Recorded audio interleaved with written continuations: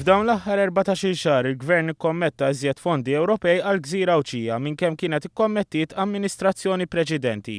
Dan sostnieh is-Segretarju Parlamentari għal Fondi Ewropej u l-Presidenza Ewropea 2017 Ian Borch waqt li kien qed jindirizza konferenza tal-aħbarijiet fil-Gżira ta' Għawdex flimkien mal-Ministru għal Għawdex Anton Refalo. Ian Borch qal li l-Oppożizzjoni la kienet sinċira qabel l-elezzjoni ġenerali dwar l-użu tal-fondi Ewropej u wisq inqas sinċira issa dwar l-użu futuri ta' dawn il-fondi. Huwa qal kif Gvern Laburista f'dawn l-aħħar xhur ħadem sabiex il-Ministeru tas-Saħħa kompla jinvesta f'tagħmir ġdid għall-Isptar Ġenerali ta' Għawdex. Ħadem ukoll għall-ħolqien ta' 200 impjieg ġdid f'Għawdex permezz tal-Employment Date Program. Kif ukoll ġew kommessi iktar fondi sabiex binjiet tal-Gvern ikollhom pannelli fotovoltaiċi u nbeda l-proġett tat-tieni fażi tal-Junior College b'investiment ta' madwar €1,000,000. Min-naħa tiegħu il-Ministru għal Għawdex Anton Refalo qal li hemm bżonn tiġi indirizzata l-qagħda preżenti tal-Gżira Awċija li rridu naraw żvilupp sostenibbli li jgarantixxi tkabbir ekonomiku mingħajr ma jneħħi l-ebda karatteristika ambjentali ta' din il-gżira.